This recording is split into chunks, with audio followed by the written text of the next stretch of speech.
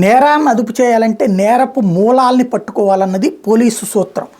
అది వదిలేసి రాజకీయ కోణంలో పైపైన పబ్లిసిటీ కోసం మాత్రమే చేస్తుంటే ఒక ఉత్తరప్రదేశ్ పోలీసులు మాత్రం ఈ దేశానికి సంబంధించిన ముఖ్యమైన అంశాల్లో కీలకమైన పాత్రే పోషిస్తున్నారు. అందులో ఏదైతే కీలకమైనటువంటి కాన్సెప్ట్ ఏంటయ్యా అంటే విదేశాల నుండి ఇక్కడికి రోహింగ్యాలు ఎట్లా వస్తున్నారు, బంగ్లాదేశ్ వాళ్ళు ఎట్లా వస్తున్నారు అన్నటువంటి దాని మీద ఇన్వెస్టిగేషన్ చేశారు. దాంట్లో అతిపెద్దదైనటువంటి కఫీలుద్దీన్ అనేటువంటి వాడు రింగ్ మాస్టర్ అని డిసైడ్ చేశారు. వీడు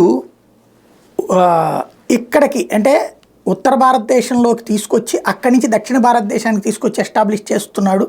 వాళ్ళందరినీ ఇక్కడ పౌరసత్వం ఇప్పించేసి అంటే ఇక్కడ ఓటర్ ఐడి ద్వారా తర్వాత పౌరసత్వం ఆటోమేటిక్గా వచ్చేసినట్టే కదా, అలా చేస్తున్నాడని కనిపెట్టారు. ఈ కఫీలుద్దీన్ అనేవాడు ఉండేది తమిళనాడులో. వీడిని ఉత్తరప్రదేశ్ పోలీసులు తమిళనాడు వచ్చి మరీ పట్టుకున్నారు. కన్నూరులో కఫీలుద్దీన్ అరెస్ట్ చేశారు.